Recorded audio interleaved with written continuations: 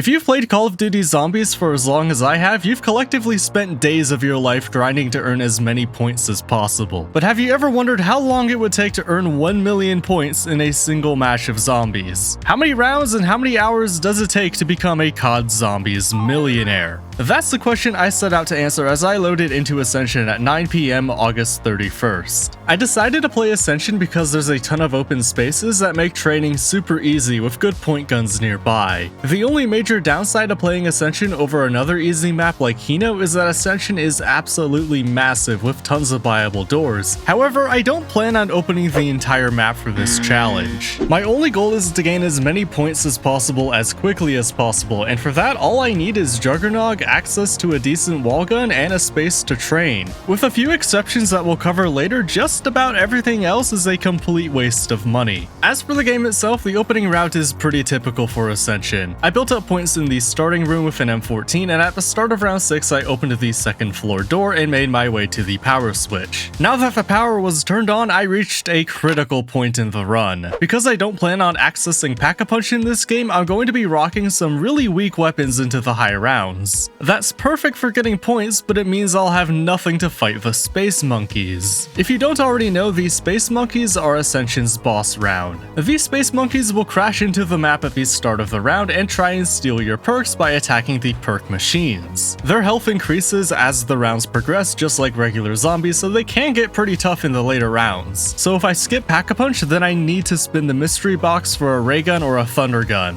The thing is, I can't afford to spend a lot of money on the mystery box, and moving the mystery box means buying more doors and adding fire sales into the drop rotation, which means important power-ups like double points are going to be even more infrequent. To guarantee that this run has a chance, I need to get a wonder weapon out of the mystery box before it moves, ideally on one of my first few hits. It may be early in the game, but the entire run is hanging in the balance. And then this happens.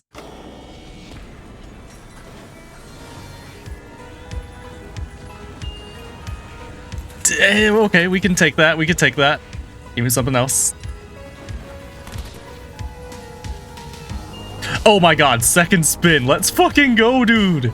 Getting the ray gun on my second hit is insane luck, and the only thing that allows this run to continue. I finished the round with the G11, go back to the spawn and grab Jug, and then finish the round with what's left of my G11 and another M14 I bought off the wall. Once that round ended, we got our first monkey round. The ray gun is able to make short work of them, and because they never reach Quick Revive or Juggernog, they drop both a max ammo and a random perk bottle. Believe it or not, this free perk is another critical point in the run. One thing I was really excited for with this challenge were the free perks. If you're playing Ascension solo, then you can't really defend more than 1 or 2 perks at a time without getting clever with claymores. So you can enjoy your extra perk for a while, but by the time the next monkey round comes, you're probably gonna lose that perk. However, while I was routing this challenge, I noticed a sentence in the Call of Duty wiki that claimed, if the player has obtained a perk from the random perk bottle and have not opened the area in which the Perk-a-Cola is located, the Space Monkeys will not attack that perk machine. In a normal game, that's not all that helpful since you're always going to open every area of the map to access Pack-a-Punch, but because I'm skipping Pack-a-Punch, most of the map is actually still closed. I already have Quick Revive and Juggernog, and the only other accessible perk is PhD, meaning if I get Mule Kick, Stamina Up, or Speed Cola, they're not going anywhere unless I go down. All of those perks are valuable, but what's most important is the perk we don't get. While PhD is awesome and would make my ray gun a lot safer to use, because it's in an accessible part of the map, the monkeys can and will take that perk the second they spawn in again. That will slow down the game since the monkeys will take that perk before making their way to the other 2 perks that I'm defending. On top of that, it means I won't get any of the benefits of Speed Cola, Stamina Up, or Mule Kick until much later in the run. It'll be another 5 rounds for the monkeys to spawn in again and take PhD, and then another 5 before I even have the opportunity to try for another free perk. And with how much time some of those other perks can save, getting PhD here would be a borderline run ender. The perk we get here has serious potential to completely change how this run goes, for better or for worse. It may not have been obvious at first, but this is another critical moment in the run. Can our luck continue?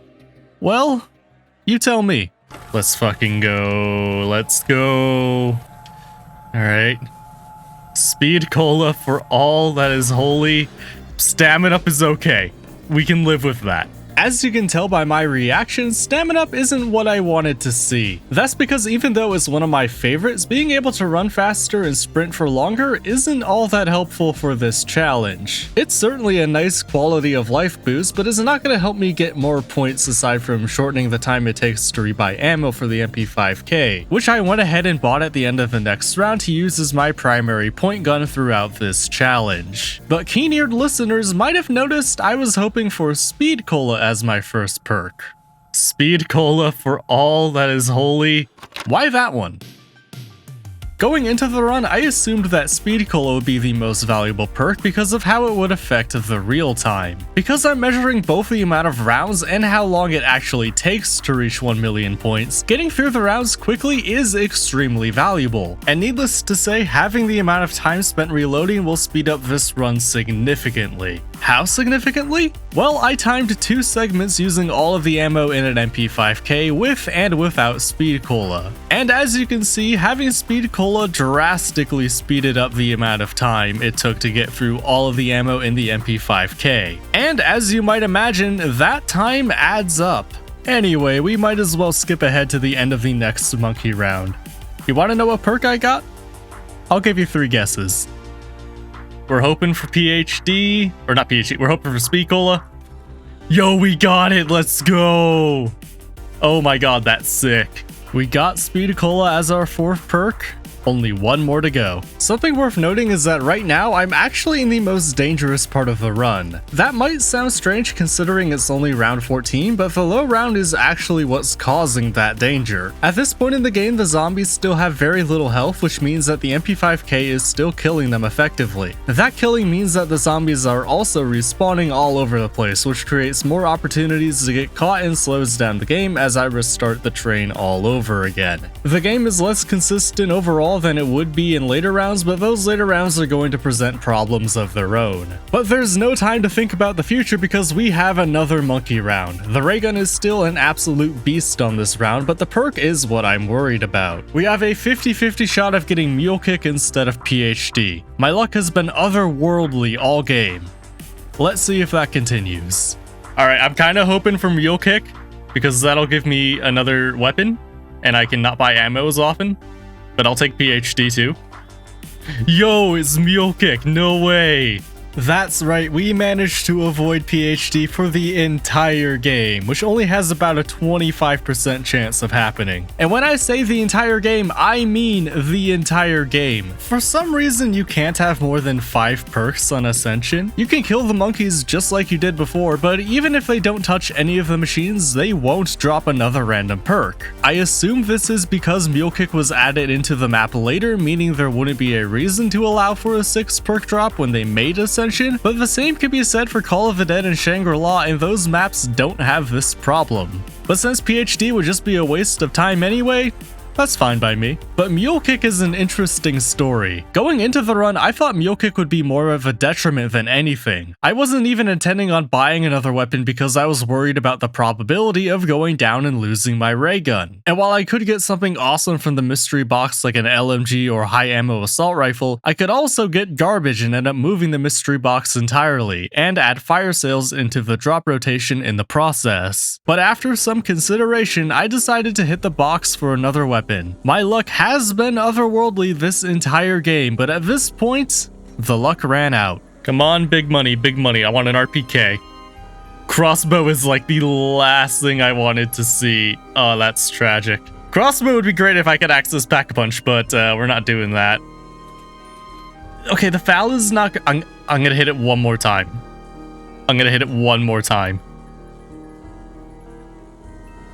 No, fuck, dude, we added fire sales. Moving the mystery box is what triggers fire sales to start spawning, and to make matters even worse, even if I wanted to continue spinning the box for something better, it moved to an area of the map that I can't access. If I opened that area of the map, I would risk losing both Mule Kick and Speed Cola. It is impossible to use the box again.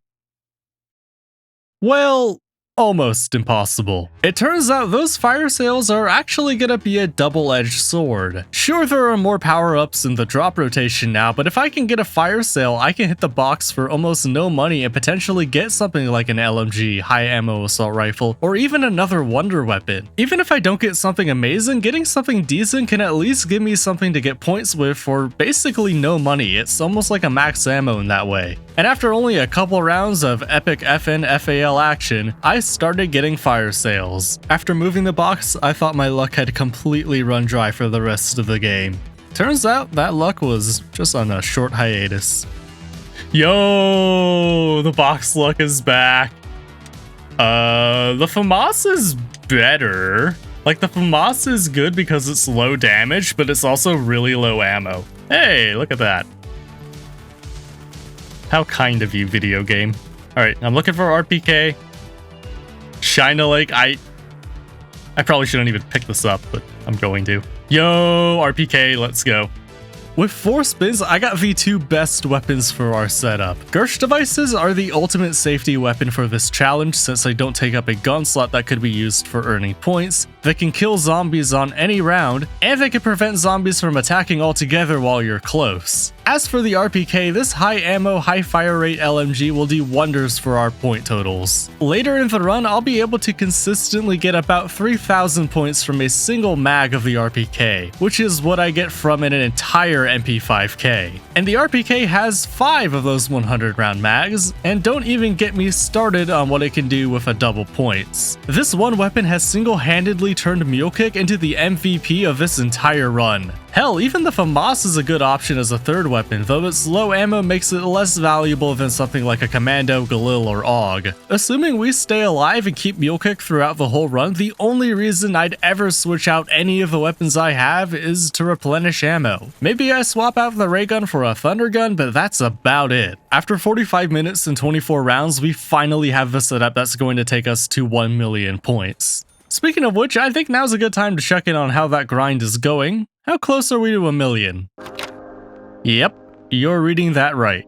11.9%. Quite frankly, it's cruel not to round that up to 12, but still. As we approach what would normally be the end game for any casual game of zombies, we're barely closer to finishing this challenge than we were on round 1. Make no mistake, this challenge has only just begun. At this point, it's just a matter of training well and not dying. This is where the challenge is entirely about endurance, which is my own personal weak point as a zombies player. I've been playing zombies consistently since around 2011, but the only high rounding I've ever done in that time has been on World at War's version of Shino Numa, which caps out at 24 zombies in an entire round, and on Black Ops Cold War, where the zombies have a health cap. The only high round game outside of that was a failed round 100 on Revelations I did back in 2016, so needless to say, high rounds aren't exactly my strong suit. This won't be one of the highest rounds I've reached, but by the time this challenge is done, it will be one of the longest games of zombies I've ever played. This is a good time to put into perspective just how massive a number 1 million is. Humans aren't good at putting massive numbers like this into perspective. Our brains can't comprehend something on that grand a scale, so allow me to put 1 million into terms zombies players will have an easier time understanding. 1 million points is enough to fill up the bank on any Black Ops 2 map 4 times. In Black Ops, 1 million points is enough to pack a punch 200 times. If you're playing on a more recent game like Cold War, where a triple packed weapon runs you 50 grand, you can triple pack 20 separate weapons. If you don't know what gun you want to pack a punch, you can simply spin the mystery box 1052 times and still have a little money left over. But maybe randomness isn't your thing. Let's say you want to pledge your allegiance to either the M14 or Olympia gang. In that case, you can buy either gun 2,000 times before running out of money, but if you just bought either gun once and then bought ammo for it instead of an entirely new weapon, you could buy either gun once and then buy ammo 3,999 times before running out of money. With the setup done, there's not a whole lot to commentate for the rest of the game. It's the same training route with the same 2 guns, it's nothing you haven't seen before. At this point, all that's left to do is grind.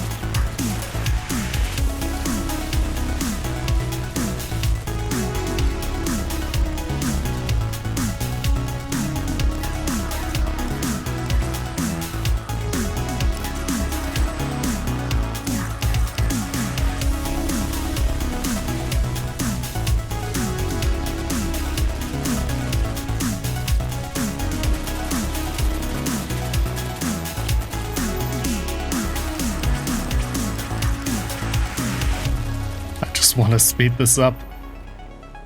Hey, I'm done. That should be the end of the challenge. Why do I have to get more points? All right, fine. 75%. Let's go, boys. This is taking fucking forever. We've crossed over into midnight too, so that's good. Am I having fun? Not really. Would I recommend anyone else do this challenge? Absolutely not. How have I not gotten a double points yet? It feels like it's been forever. Like I have this full RPK that I want to use, and I'm just waiting for a double points. 900k. Let's fucking go. We're getting close. Let's do this.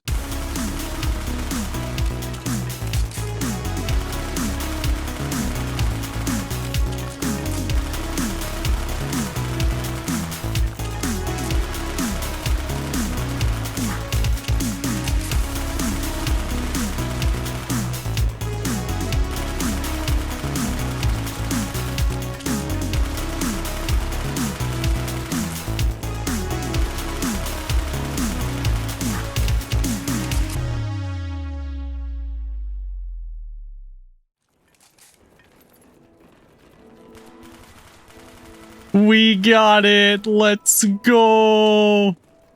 1,000,000 points. It is now 1 a.m. exactly. 1 a.m. I started this challenge at 9. With a final time of 3 hours, 47 minutes, and 10 seconds, it's over. And that just leaves us with one question. Can I do this on any other maps? Well, the only question now is how quickly can I spend 1,000,000 points? And that's a good question.